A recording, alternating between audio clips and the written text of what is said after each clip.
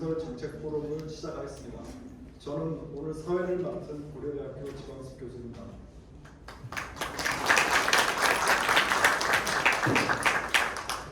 행사의 원활한 진행을 위해 휴대폰은 무음으로 전화해 주시기 바랍니다. 다음은 최동호 건설정책포럼 위원장님의 인사 말씀 및 이번 포럼의 기획 의도와 취지에 대한 간단한 소개가 있겠습니다. 박수로 맞이해 주시기 바랍니다.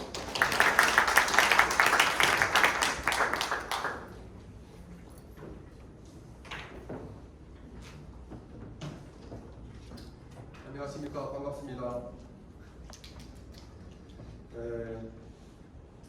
대한토목학회 제34회 건설정책포럼에 참석해 주신 기빈 여러분과 학회회원님께 먼저 감사의 말씀을 드립니다.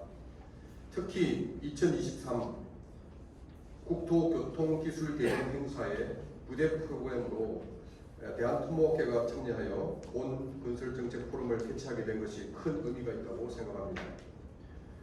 현재 한국은 저출산 고령화의 인구 구조 변화와 건설 산업의 매력도 저하로 지난 20여 년 동안 20대의 청년층의 신규 진입이 급격하게 감소하여 건설 기술인 수급이 심각한 상황에 이르게 되었습니다. 그래서 올해 3월 30일 제33회 건설정책포럼에서는 건설기술인 신생태계 구축을 위한 담대한 제안이라는 주제로 포럼을 한 바 있습니다. 오늘 제34회 건설정책포럼에서는 글로벌 4대 건설 강국이 되기 위한 기술과 정책이란 제목으로 약 2시간 반 동안 2개의 주제 발표와 토론을 진행할 예정입니다.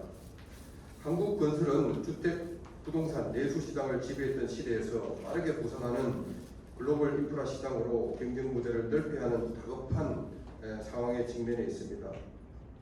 개인 소득 1만 달러 시대에 한국 건설이 강했던 근면, 성실, 복제 기술 무기는 수명을 다했다고 생각되며 시장이 필요로 하는 새로운 경쟁 무기 개발이 필요한 시급한 시점이라고 생각합니다.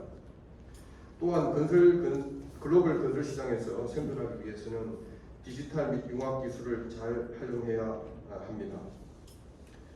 지금까지 우리 한국 건설은 빠른 추격자에서 선두자로 나서야 생존과 성장이 가능한 시대로 변화했습니다. 글로벌 수요자가 찾는 브랜드 기술 확보를 위해서 건설 기술 생태계 현안을 진단하고 글로벌 시장에서 건설 기술 강국이 되기 위한 노력을 해야 할 시점이기도 합니다. 대한토목학회는 이번 건설정책 포럼을 통하여 한국 건설이 시장과 수요자를 만족시킬 수 있는 글로벌 브랜드 기술 구축과 함께 기술 확보를 위해 핵심되어야 할 정책과 제도를 토의하고 제안하고자 합니다. 그리고 학회는 공론화를 통하여 공감대를 지속적으로 확대할 계획입니다. 본 포럼의 주제 발표를 해주시는 강상혁 교수님과 박영준 현대건설 상무님께 깊은 감사의 말씀을 드립니다. 그리고 토론을 이끌어 주실 조성민 도로공사 단장님, 5분의 토론자로 참여해 주시는 분들은 각 분야의 최고의 전문가이신 강태경 경기현 선임연구원님, 박상혁 한미 글로벌 전문의, 최수영 건사년 실장님, 공익표 코트라 건설 프로젝트 PM님, 김태호 국토부 기술정책과장님께 무한히 감사드립니다. 그리고 토목학회 전지현 차장님과 사회자 역할을 해주시는 지광석 교수님께도 감사드립니다. 오늘의 건설정책 포럼이 우리 건설 산업의 미래를 위한 지속가능한 발전의 초석이 되기를 희망하며 포럼이 모두 끝날 때까지 자리를 빛내주시면 감사하겠습니다. 감사합니다.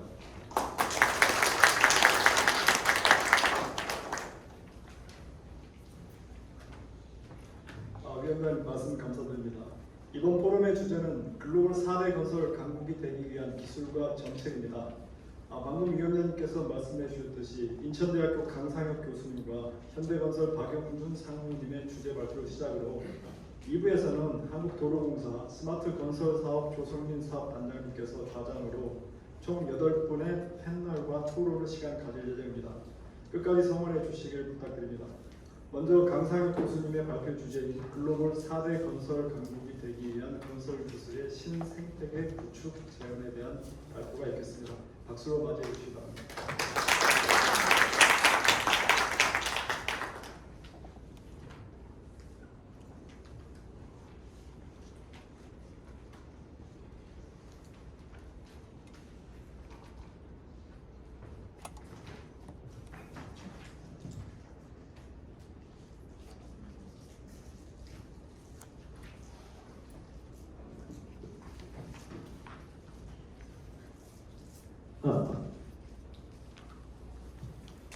안녕하세요. 저는 대한토목학회 오피니언위원회에서 위원장을 맡고 있는 인천대학교의 강상혁입니다. 오늘 건설 정책 포럼을 맞아서 글로벌 4대 건설 강국이 되기 위한 건설 기술의 신생태계 구축이라는 주제로 발표를 드리겠습니다. 서론에서는 제 발표에서 제시하고자 하는 질문을 우선 던지고자 합니다. 그리고 나서 한국 건설 기술의 어제와 오늘을 살펴보고 한국 건설 기술 생태계의 현안을 진단해 보겠습니다.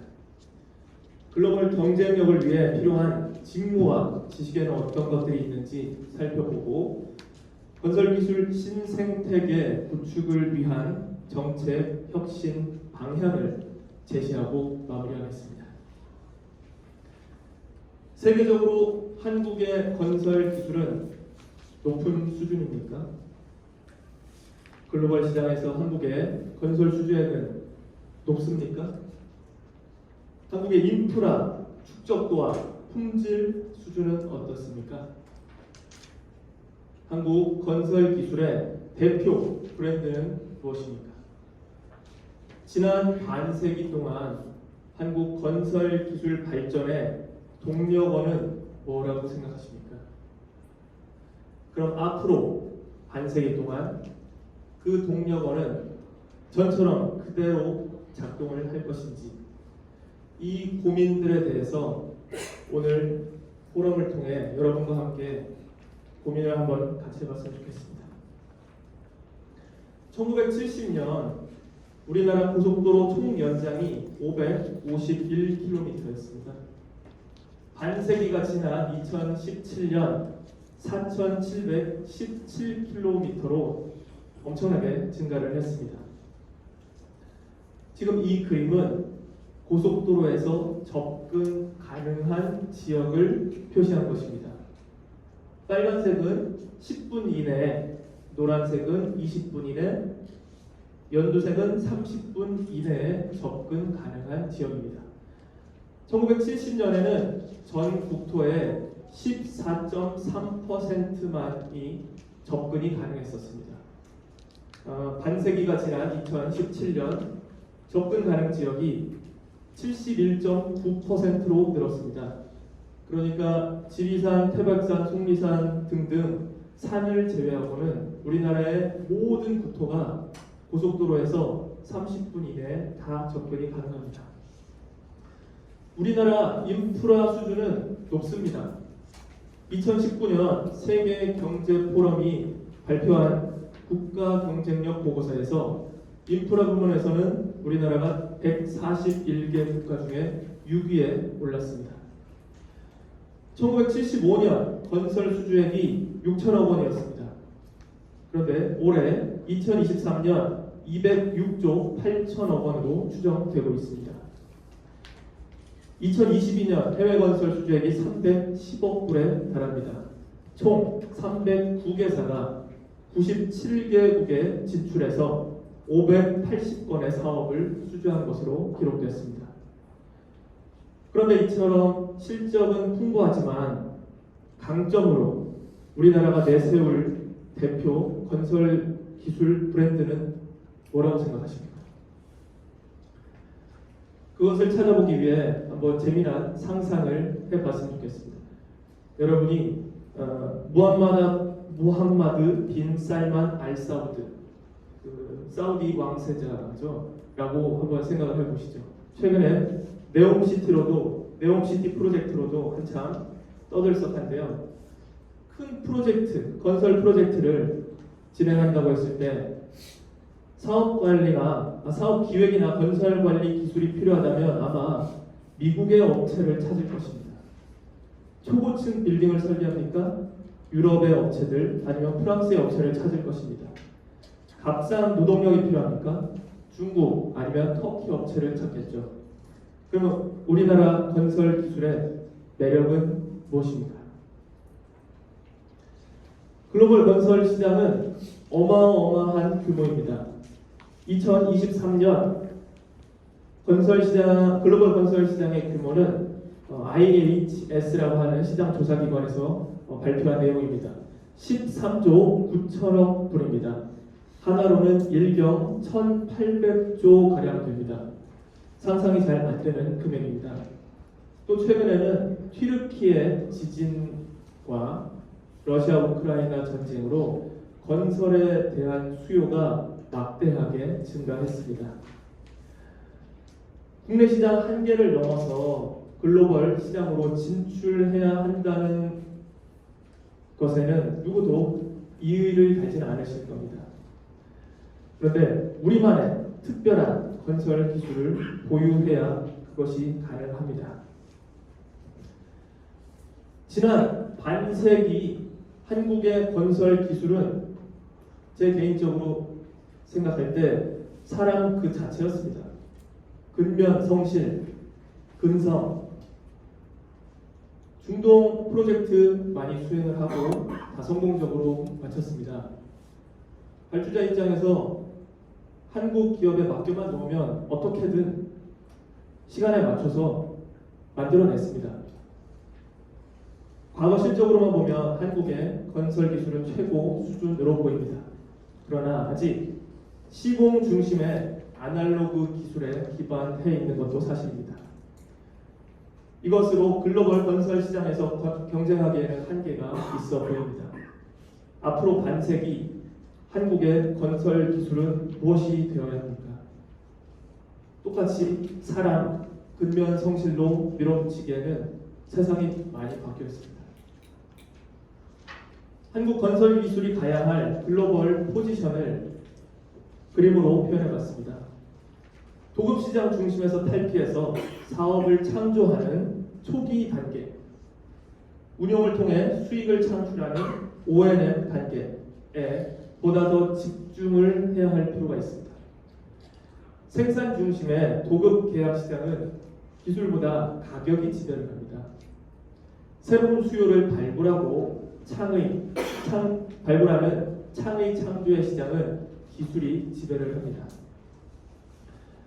지금 여기 실행 생산 단계, 설계와 시공 위주의 이 단계를 나무에 비유를 해보겠습니다.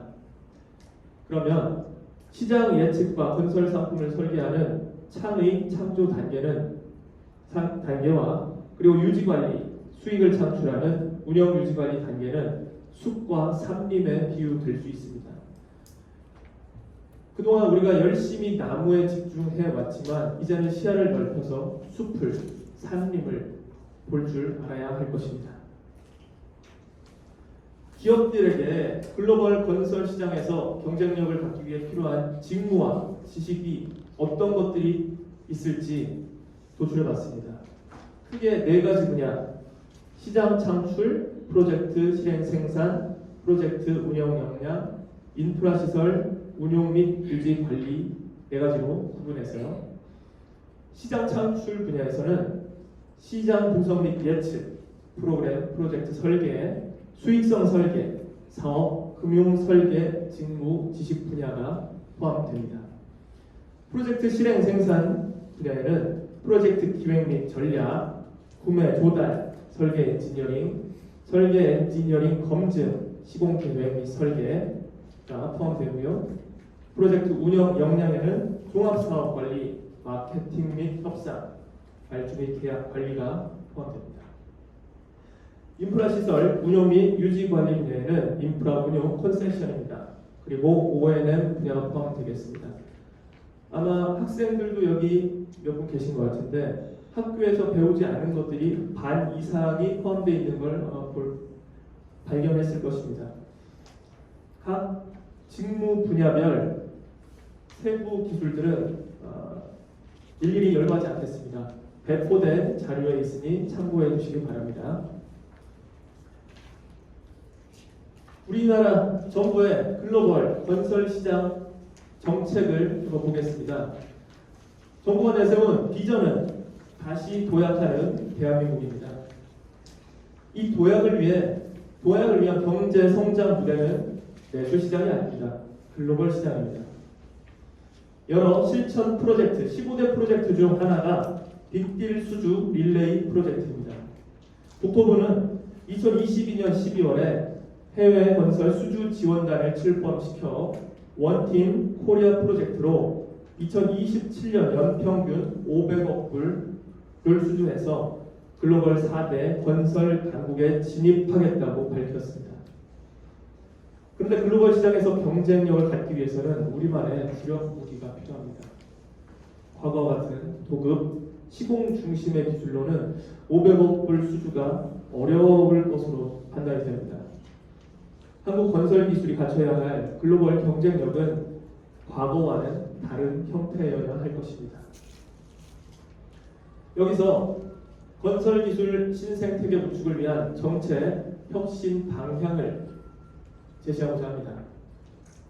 여기서 제시하는 정책 방향은 한국 원전 건설 기술이 세계 최고 수준에 올라서기까지 밑바탕이 된 주요 기술 정책 사례를 참고해서 만든 것입니다.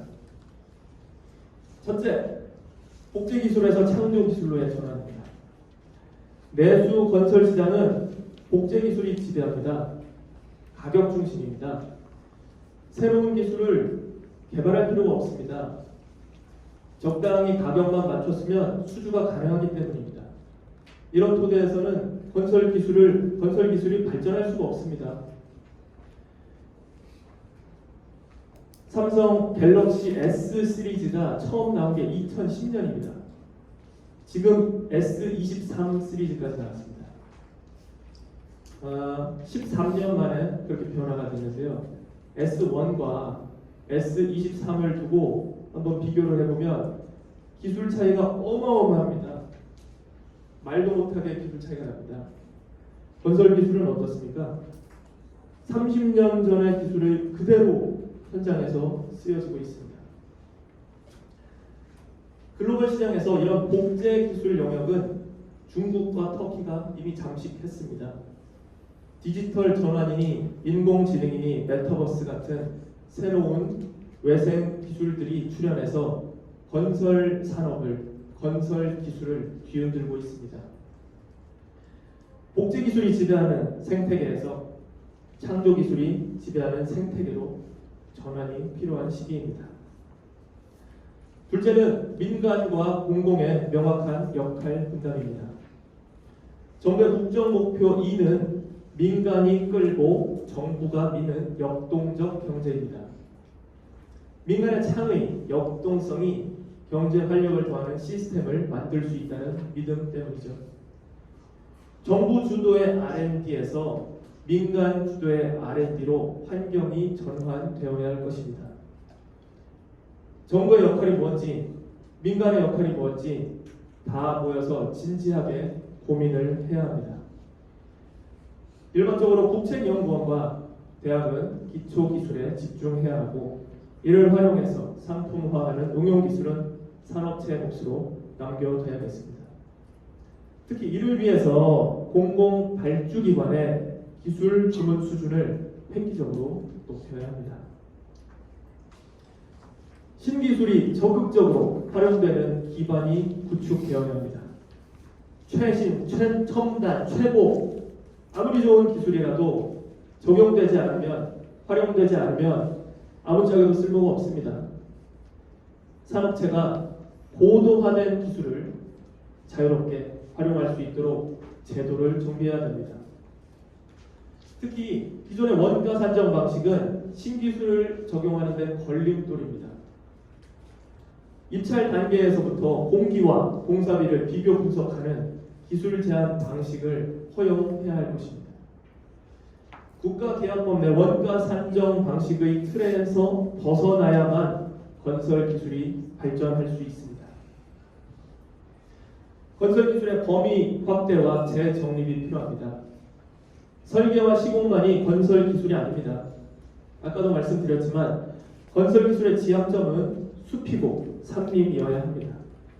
기술인의 시야도 그만큼 넓어져야겠죠. 이를 위해 기술 분류와 범위를 기존의 NCS의 틀에서 벗어나서 새로운 분류 체계로 전환할 필요가 있습니다. 기술인의 직무, 지식의 시야를 넓히기 위한 교육 프로그램도 혁신되어야 합니다. 참고로 저는 대학교에서 건설환경공학과에 속해서 학생들을 가르치고 있습니다. 지금까지 저희 학교의 교과 과정도 다 나무에 집중되어 있습니다. 많이 반성하고 있습니다. 5번째입니다. 발주자의 주문 수준, 관리 능력 고도화입니다. 공급자는 주문자의 요구 수준을 절대 넘어서지 않습니다. 60점짜리를 원하면 60점짜리를 만들어주고 80점짜리를 원하면 80점짜리를 만들어줍니다. 기술을 고도화하기 위해서는 발주자, 특히 공공 발주자의 주문 수준이 높아져야 합니다. 공기, 가격, 품질, 성능에 대한 발주자의 요구 조건을 현재보다 더 높이는 조처가 필요하다고 생각합니다.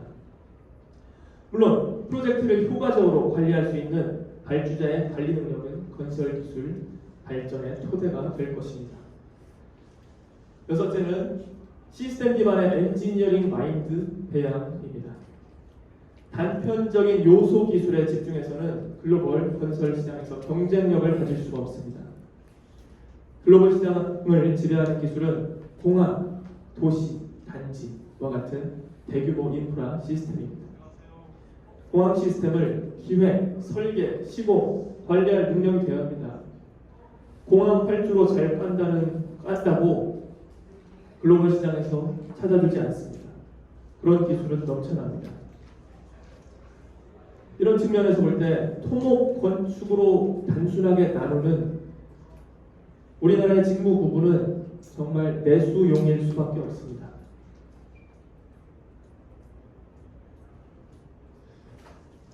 마지막입니다. 한국의 글로벌 건설 기술 브랜드를 확보해야 합니다. 한국의 건설을 대표하는 건설 상품 또는 건설 기술 분야를 선정해서 고도화하는 정책도 필요해 보입니다. 글로벌 시장은 보통의 평준화된 기술로는 경쟁 우위를 확보하기가 어렵기 때문입니다. 국가대표가 올림픽 무대에서 경쟁하듯이 국가대표 건설 기술을 키워 세계 무대에서 경쟁하게끔 해야 할 것입니다. 너무 딱딱한 이야기만 해서 하나 준비했습니다. 대부분 건설인이시니까 뭔지 아실 것 같은데요. 터키에 있는 차나칼레 1915교입니다. 정식 명칭이 차나칼레 1915교입니다. 세계에서 가장 긴 현수교입니다. 주 경단장이 2023m입니다.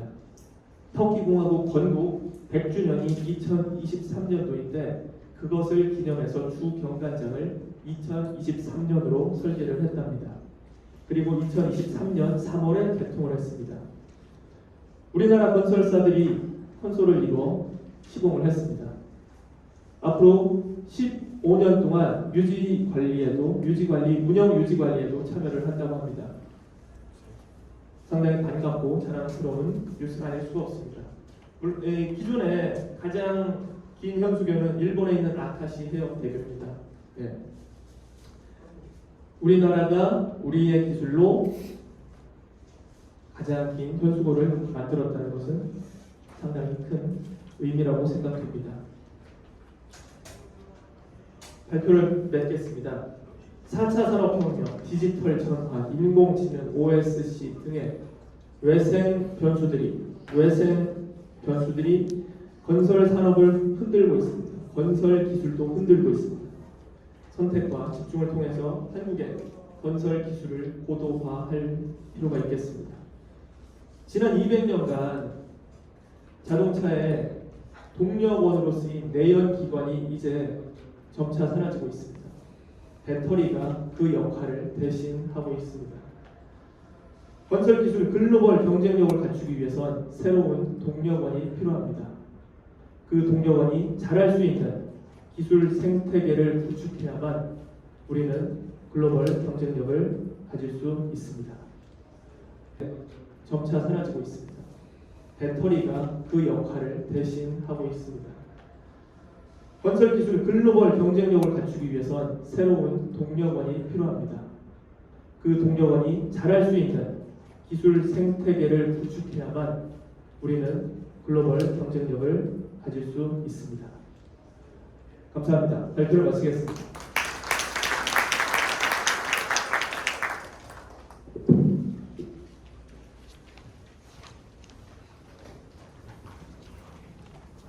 네, 강 교수님 발표 감사드립니다.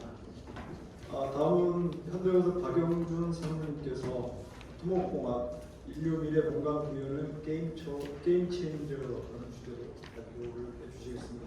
큰 박수로 맞으시기 바랍니다.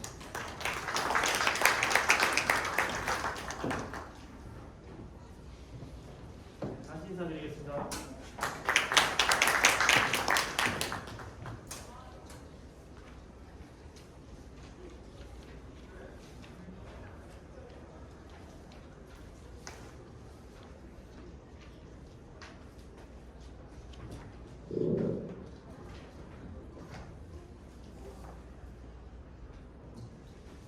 네, 소개받은 현대건설의 박영준 상무입니다.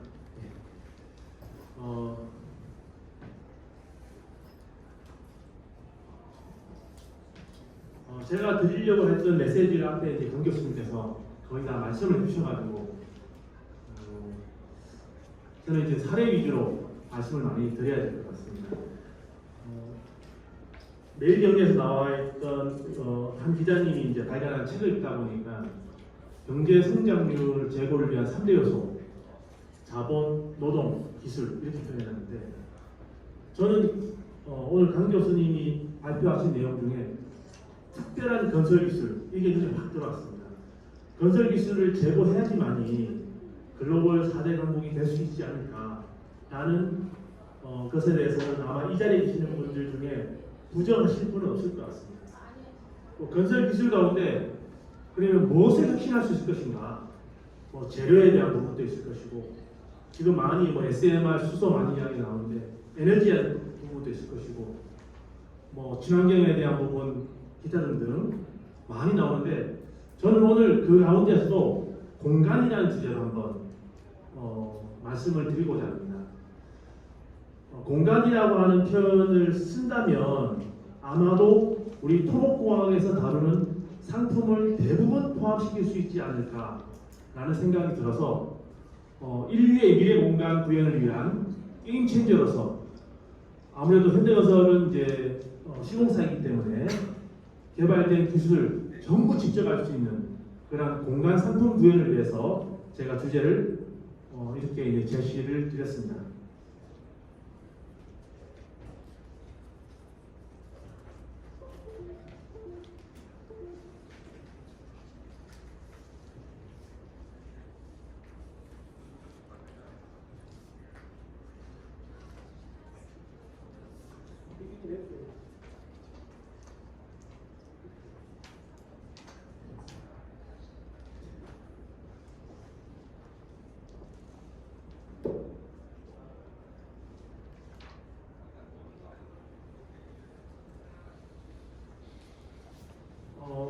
제가 메인으로 발표드릴 내용은 저희 현대건설에서 준비하고 있는 미래 사업에 대한 상품을 주로 말씀드리고 싶습니다.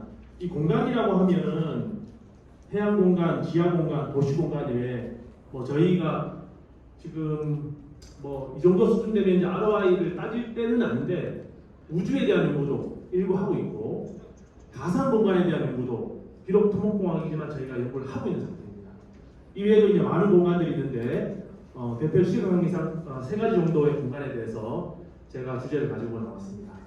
그리고 미래 사업에 대한 공간을 설명드리기 전에 저희가 현대건설에서 공간 확보를 위해서 자연을 극복하기 위해서 어떤 주요 프로젝트를 수행했는지에 대해서 먼저 간략히 소개를 드리도록 하겠습니다.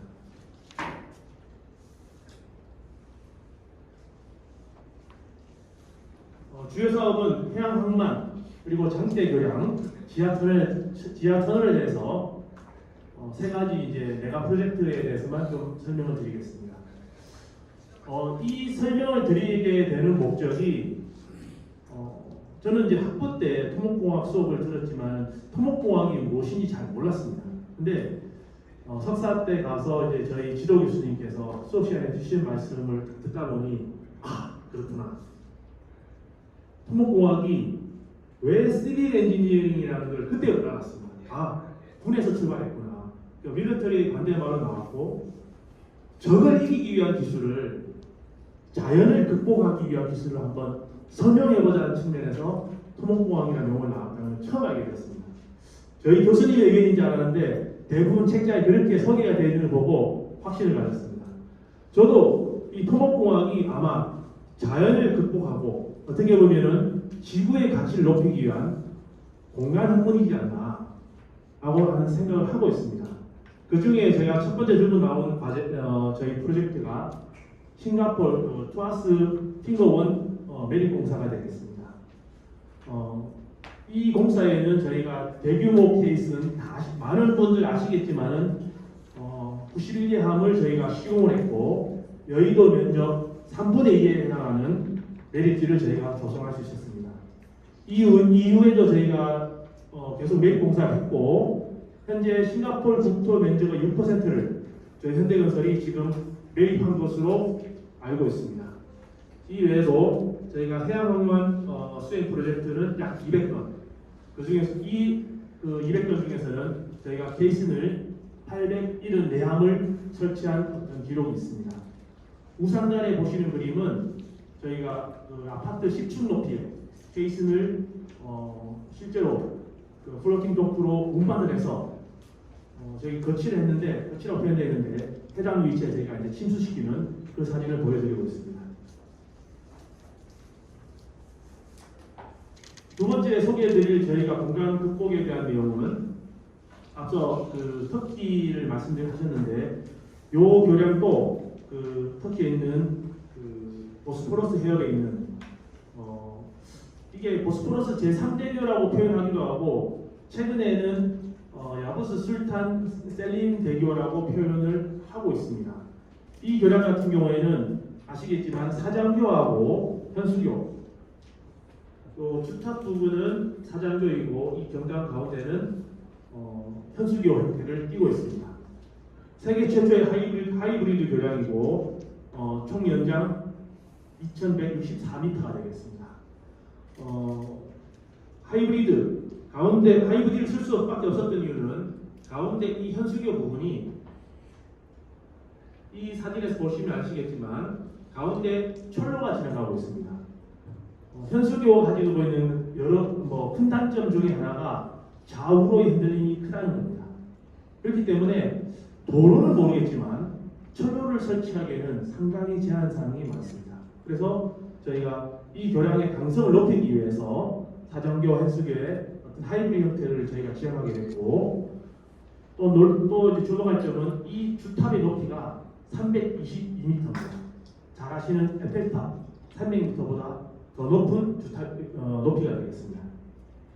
저희가 현대건설에서는 이러한 교량을 약 253건을 수행했고 그 가운데서도 장대교량, 장대교량 가운데서 초장대교량도 저희가 많은데 48건을 저희가 수행한 바가 있습니다.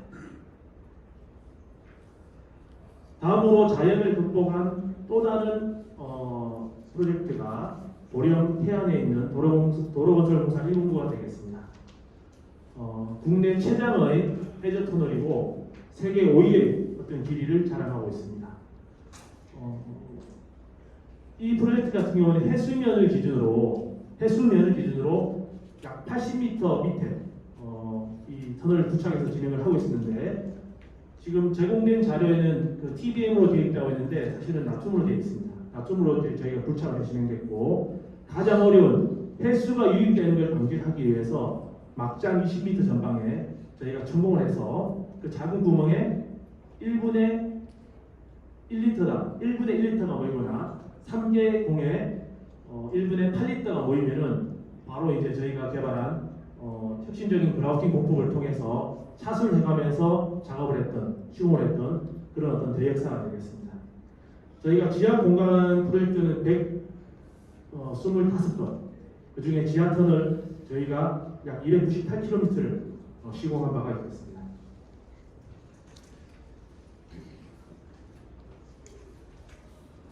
이러한 어떤 저희가 역사를 써내려가고 있는데 앞으로 그러면 역사를 어떻게 써내려갈 것인가? 어떠한 기술들을 저희가 집정해서 공간 구현을 위한 역장을 만들어낼 것인가? 그 가운데서 저희가 지금 준비하고 있는 해양 공간, 지하 공간, 도시 공간 요 세 가지에 대해서 한번 말씀을 드리도록 하겠습니다. 먼저 해저 공간입니다. 해저 공간에서는 크게 해저 도시하고 부유식 구조체에 대해서 한번 말씀을 드리도록 하겠습니다. 아마 해저 도시라고 말씀을 드리면 벌써부터 공상과학 소설이라고 생각하시는 분들이 많은 거라 생각합니다. 저희도 이게 언제 구현될지는 모릅니다.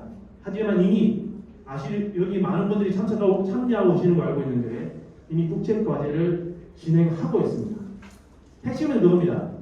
지구온난화로 해수면은 점점 상승하고 있습니다. 그러면 우리가 과거의 방법대로 인류가 활동할 수 있는 공간 확보를 위해서 계속 제방을 높이 쌓아갈 것인가? 아니라는 겁니다. 오히려 적극적으로 바다로 나아가자. 그 중에 일환이 하나가 해저도시가 되겠습니다. 이것을 통해서 저희가 해양 신사업을 창출하고 그다음에 영토 확장을 위한 어떤 주권 수호를 위한 전초 기지로 한번 도전해보겠다. 그런 내용이 바로 해저도시가 되겠습니다. 핵심은 극한 환경에서 해저라는 극한 환경에서 인류의 활동을 보장할 수 있는 어떤 도시 구축을 위한 최첨단 기술 그리고 시공 기술을 개발하는 내용이 되겠습니다. 실제로 해양 분야는 이미 해양 호텔에 대해서는 많이 연구가 되고 있고 지금 해저과학연구단지 이것은 아시겠지만 우주 활동에 대한 것 그리고 그 생명 유지 장치 이런 것들에 대한 어떤 대안으로서 테스트 베드로서 많이 쓰이고 있고 그다음 그 마이크로소프트 그림인데 이미 수중 데이터 센터 지금 아시겠지만 데이터 센터가 아마 건설업에서 큰 화두가 되고 있습니다. 앞으로는 그 수요가 기하급수적으로 늘고 있다고 하는데 사실은 육상에 이것을 건설하는 것이 부지나 여러 가지 여건상 제한되는 건 많고 가장 결정적인 것은 전력 소모가 상당합니다.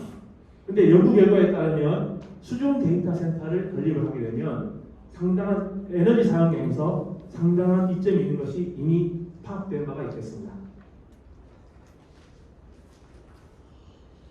해저도시 건립을 위해서는 제일 중요한 게 여기 제시되지 않았지만은 플랫폼의 어떤 구조체를 설계하고 그것을 해석할 수 있는 기술이 필요합니다.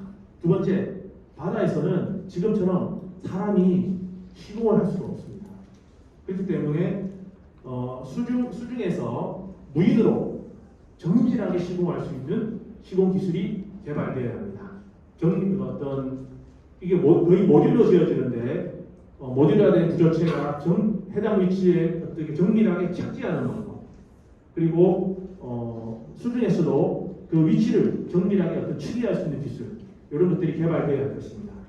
그리고 각 모듈화됐다고 했는데 이 모듈을 연결할 수 있는 것 연결된 모듈의 어떤 수밀성을 확보할 수 있는 그 다음에 모듈과 모듈 연결됐을 때 그 안을 흐르는 어떤 유틸리티 간에도 연결할 수 있는 이러한 기술들도 개발해야 될 것이며 그 다음 운영이나 유지보수 차원에서도 수중에서도 이러한 구조체가 계속 모니터링 될 수 있는 그러한 기술도 개발해야 될 것입니다.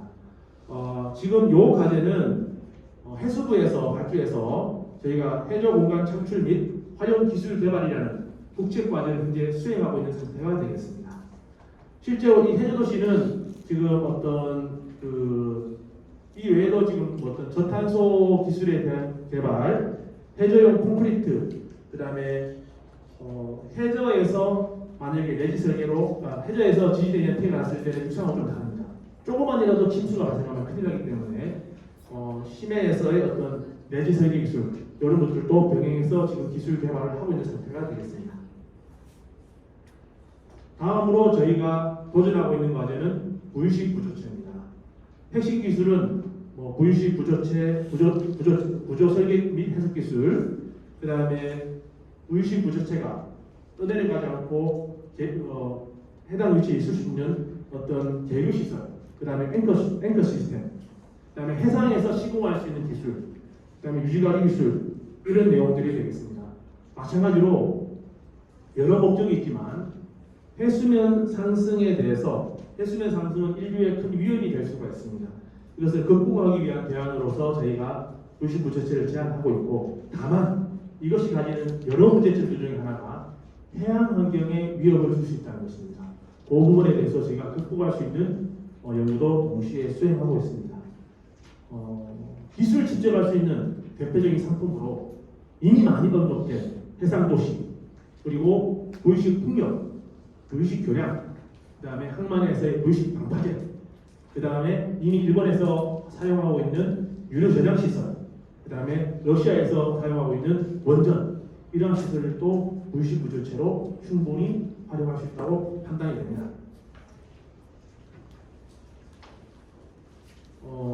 저희가 지금 국제과제로 이산화탄소 어떤 저장을 위한 도의식 부조체 연구를 했고, 싱가포르가 국제 공동 연구로 선박 저반용 도의식 부조체에 대해서 연구를 했습니다.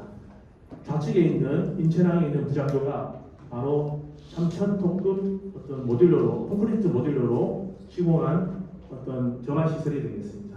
그리고 현재 국토부에서 발주한 다목적 해상 도의식 부조체 건설 기술 개발이라는 어떤 과제를 저희가 다수의 참여 기관, 기업, 대학들과 함께 연구를 수행하고 있는 상태가 되겠습니다. 도전하고 있는 내용은 기존의 3,000톤급 정도가 아니고 5만 톤급의 콘크리트 데블럭 모듈러를 저희가 제작하고, 그 다음에 해상으로 운송해서 조립할 수 있는 어떤 그런 내용이 되겠고, 과제에서는 모형 실험 및 테스트배 실증을 위한 기술 검증까지 저희가 진행을 하려고 하고 있습니다. 다음으로 저희가 지하 공간에 대해서 말씀을 드리겠습니다. 해상 공간과 지하 공간은 얼마 전에 CNN에서 이런 탐사 보도를 한 적이 있습니다. 그리고 그 탐사 보도의 제목이 뭐냐면 인류의 미래가 지하로 향한다, 이런 내용이 되겠습니다. 그만큼 인간은 이제 지하의 어떤 활용 가치를 상당히 높이려고 하고 있습니다. 지하 공간에 대한 내용은 상당히 많고, 그 중에서도 저희가 지금 이미 사업을 수행하고 있는 게 그 김포 한강 구간에 TBM을 가지고, 이건 해저 터널은 아닌데 하저 터널을 저희가 이제 시공하는 그런 도전적인 사업이 있겠습니다. 기존에는 여기 그 신메리 터널에 대한 공법도 있었을 것이고, 과거에 어떤 이제 낮춤 공법도 많이 쓰는데, 이번에 저희가 TBM 공법을 저희 회사에서도 주요한 어떤 건설 기술로 지금 계속 업그레이드 나가는 이유가 뭐냐면, 이 TBM은 앞으로 지하 공간을 확장하는 데 있어서는 무엇보다도 중요한 기술이 되지 않을까라는 생각이 들고, 단순하게 해외에서 도입된 기술이 아니고 그것도 저희가 꾸준히 개발해서 지금 발전시키고 있습니다.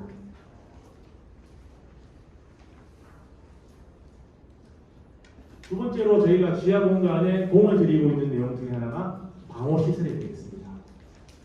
요 방호에 대한 부분은 토모학회에서도 저희가 전문위원회를 만들어서 윤영수 교수님 위원장을 중심으로 저희가 진행을 하고 있는 어떤 주요한 내용이 되겠습니다.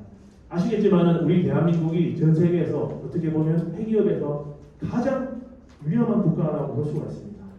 그럼에도 불구하고 접촉 국가들, 핀란드나 이스라엘, 싱가포르 이런 나라들에 비해서는 희한할 만큼, 이상할 만큼 너무 여기에 대해서 무감각한 것은 아닌가. 실제로 핀란드나 이스라엘에 가보시면 상당한 어떤 기술 개발과 정책 지원을 통해서 전 국민이 방어 시설로 대표할 수 있는 그러한 시스템을 다 갖추고 있습니다. 그런데 우리나라는 1992년에 만들었던 민방위 어떤 대피시설 기준이 아직도 유효합니다. 60평방미터 이상 지하 시설이고 방송 채취만 되면 전부 할 수 있다. 그래서 지하철 역사나 아파트 지하 시설에 가면 전부 민방위밖에 없어 있습니다. 그런데 지금 북한의 위협을 고려했을 때 그쪽으로 피하면 대피하는 게 아니고 그것은 바로 집단 무덤이 될 수가 있어요. 왜냐? 화생방이나 핵폭발의 낙진에 대한 아무런 대책이 없는 겁니다. 그러한 기술들을 저희가 앞으로 계속 개발을 하는데 이게 비용이 아니고 투자가 될 수 있도록 하기 위해서 전시에 유사시에는 방공으로 쓰지만 평상시에는 수영장이나 전기차 충전소, 주차장 이런 목적으로 저희가 이중 목적으로 쓸 수 있는 그런 어떤 금융 상품으로 저희가 개발을 하고 있는 상태가 되겠습니다. 대표적인 예로 저희가 은평구의 시니어 타운을 모델로 한번 워게임을 해보겠습니다. 지상 5층, 지하 2층을 구성을 해 저희가 지하 3층을 방호 시설로 구축을 하고 여기에다가는 주차장으로 수익 사업을 허용해준 그런 내용이 되겠습니다. 허용할 수 있도록 설계를 한 내용이 되겠습니다. 당연히 지하 3층에 고가의 방호 시설, 화생방 방호 설비까지 포함을 하게 되면 수익성은 떨어질 수밖에 없습니다. 손해를 보게 되겠습니다. 그래서 저희가 여기에 지금 배채율 1지점이 핵심인데 수익 주차장을 통해서 주차비를 받으면서 수익 사업을 했을 때 그 수익 사업을 보전해 준다 하더라도 이러한 개발 사업은 손해가 될 수밖에 없습니다. 그러면 외국의 사례에서는 그것을 만회하기 위해서 용적률을 상향해주는 정책 지원을 해주고 있습니다. 수익 사업을 만약에 제외했을 경우에는 용적률을 약 15% 정도, 심지어 20% 정도 올려줘야 될 필요가 있습니다. 물론 건물마다 다 다르겠지만, 그리고 수익 다르겠지만, 근데 수익 사업을 허용해진 상태 내에서 저희가 필요한 용적률은 약 7% 정도만 되면 원래 어떤 투자 수익을 보존해 줄 수 있는 걸로 판단이 됐습니다. 그러면 이게 불가능한 거냐? 아닙니다. 아시겠지만 제로 에너지 빌딩 하우스 같은 경우에도 에너지 효율 등급에 따라서 11에서 15%까지 용적률을 상회해 주는 걸 이미 법으로 법제화하는 상태입니다. 저는 이러한 어떤 법적인 정책적인 지원이 있다면은 충분히 가능하고 이것은 국가가 주도하지 않아도 민간이 자발적으로 할 수 있는 사업이 될 수 있겠으며 동시에 지금 우리 현행법상 국유재산 같은 경우에는 이러한 수익 사업이 허용이 안 되는데 방호를 목적으로 방호라고 하는 공공재를 목적으로 하게 됐을 경우에는 초등학교와 같은 공공시설이라 할지라도 수익 사업을 허용해 줄 수 있는 어떤 새로운 돌파구가 되지 않을까라고 생각을 합니다. 근데 일반적으로 방호시설이 땅만 패면 되는 기술이지 않냐라고 쉽게 볼 수가 있는데 저희 구조에서는 사실 방호가 가장 하이테크 기술 중에 하나입니다. 그냥 지울 수 없는 기술이고 또한 건축에서도 건축 설비에서도 가장 하이테크라고 볼 수가 있습니다. 실제로 핀란드에 있는 테메시라는 회사는 핀란드가 우리나라의 현대중공업 때문에 조선업이 많이 침체가 되고 거의 이제 조선업 자체가 사라진 상태라고 합니다. 그래서 조선 사업의 핵심 기술이 후판 가공 기술을 방호 사업으로 전환을 했고 국가가 이제 방호 시설을 여기는 강제로 구축하도록 했고 그래서 수요가 늘어나니까 많은 기업들이 참여하면서 기술이 뽑아져서 지금 세계의 방호 시장은 방호 제품들은 거의 티맵 제품이 주도한다고 볼 수가 있습니다. 우리나라에 있는 미군 부대들도 한국에 있는 방호 제품들이 있는 게 아니고 핀란드 방호 제품이 한국 방호 제품보다 2배 내지는 3배 이상의 고가임에도 불구하고 전량 핀란드 제품을 쓴 경우가 있고 이스라엘의 베델사라고 있습니다. 여기는 헤파 필더 이런 걸 개발하는 회사들인데 화생방에 대한 방호 설비를 개발하다 보니 이 고도화된 기술로 유럽의 HVAC 시장의 95%를 이 베델사가 독점하는 어떤 기술 고도화를 하고 있습니다.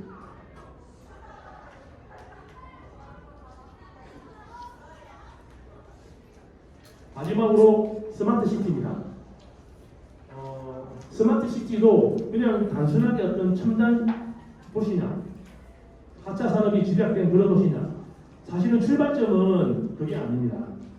인간이 가지고 있는 문제로부터 즉 기후변화나 환경오염, 도시환일 이런 문제로부터 저희가 자유롭기 위해서 이런 스마트 도시, 스마트 시티를 제안하게 됐고, 스마트 시티는 아시겠지만 기존에 저희가 인프라 레이어에 데이터 레이어를 합쳐서 스마트 솔루션을 저희가 제안을 드리고 있는 상태가 되겠습니다. 사우디 네옴시티와 부산 에코델타 스마트 시티 같은 경우에는 그린필드, 새로이 구축하는 도시가 되겠고, 브라운필드, 지금 저희가 그 충주에 있는 교통대학교, 그리고 이번에 저희가 태안군 강서용 스마트 시티, 이런 사업들은 기존의 도시, 그 브라운필드에다가 저희가 참여하는 사업이 되겠습니다.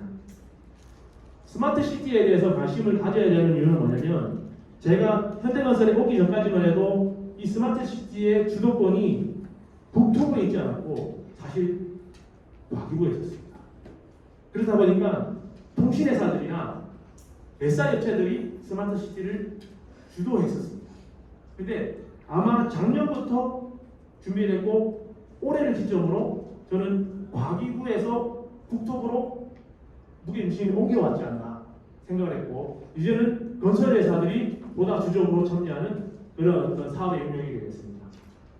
스마트 시티 일환인데 그 중에 모빌리티 인프라로 저희가 유행 버티포트, 자율주행을 위한 전용 스마트 도로, 그리고 언제 나올지는 모르겠지만 하이브루트, 그런 어떤 설계 및 시공 기술을 저희가 연구를 하고 있는 상태가 되겠습니다. 이런 내용들은 그냥 저희가 진행하는 내용인데, 사실 많은 내용을 담았다가 회사에서 나갈 수 없는 내용들이라서 다 삭제한 내용 좀 이해해 주셨으면 좋겠습니다. 이상입니다. 감사합니다.